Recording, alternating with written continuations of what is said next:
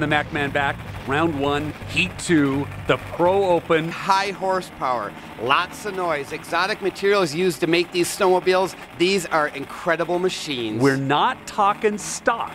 No, we're talking anything goes. Seriously, the exotic materials to make these are hand-built, one-off, very few production parts. These are the real deal. Indeed they are, and those guys are the real deal. 10 on the line at Rio Tinto, and they're off, and they're gonna get some air. Oh man, and check this out. You got these guys coming in here. It's like a swarm of hornets coming, and they stirred them up with a flag stick. How fast do they go into those corners? In this corner, I guess they're coming in at about 30 miles an hour, but they have to do a 180. So they have to go from 30 to about 5 miles an hour and then go back up to 50 and 50 feet. Into lap 1, Garth Kaufman is your leader and looking good, full throttle ahead. Oh, check that out. Robbie Malinowski back there. That was a big digger he took. Indeed. It looks like he bumped maybe with the Swede of speed. It looks like it was Emil Lohman. Let's check it out again here. Now watch Robbie there on the inside of your screen. On the inside of him, landing down on right there. Oh he my lands gosh. on the A-arm, and he got the pile driver from the Super Swede. Oh my goodness. And did you see the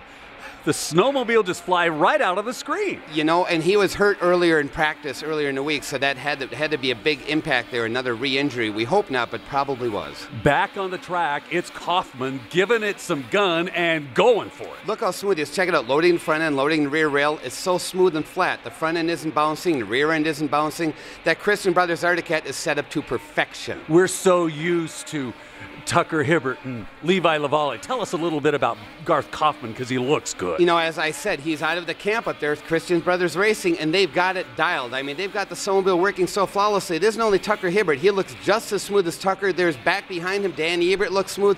I think they're all catching up to the old T-Train here, and they've figured out his setup. Not a lonely place in first place. No, but it's the only place to be if you want to be at the top of that podium at the end of the day. It's Garth Kaufman, Levi Lavalle, racing hard. I see Danny Ebert back there too.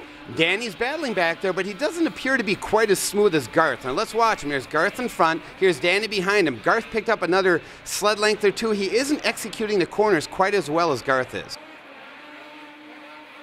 And Kaufman's your leader, looking good, great control. Boy, when I talk about smooth, there we go. How does he get that smooth?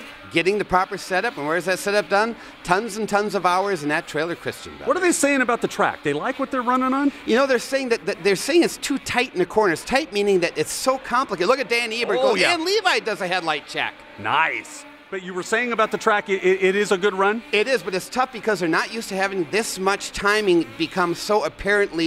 It's inevitable. If you don't have good timing into the corner and out of it, you're going to get passed over and over. We go 12 laps, and we're into the final lap, and it's Garth Kaufman's race. He's going for it. He's going to get the checkered. He looks good. Oh, he is. This is the most solid run we saw. I watched him practice.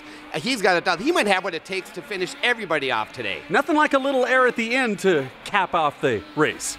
Boy, and he deserved every bit of that. That thing ran flawless. And the Christian Brothers Arctic Cat, number 48, Garth Kaufman, the G-Man, gets it done. Let's get to Misha with today's Pit Pass with a very special person in the pit area. So Betsy, there aren't a lot of women actually doing all the grunt work, getting in the engine. Talk to me a little bit about that. How is that? Actually, I'm the only one. So out of every single race team? Correct. Yeah. So how is that from your perspective? To me, it's basically a job. I've been doing stuff like this all my life, so it's nothing new for me. No, a lot of people are saying that there's so many more changes going on because of the elevation. Is that true? That is very true. Like I said, with the air being less dense up here, it's a lot harder to build power because the air isn't as solid as we have back at sea level. So it takes a little bit of adjustments, clutching changes, jetting changes, some motor modifications, like I said, just to make things run a lot more crisp up here at altitude. When the AMSOIL Championship Snocross Series returns, it's all take and no give in the Pro Open class. Will Robbie Malinowski come back from this crash?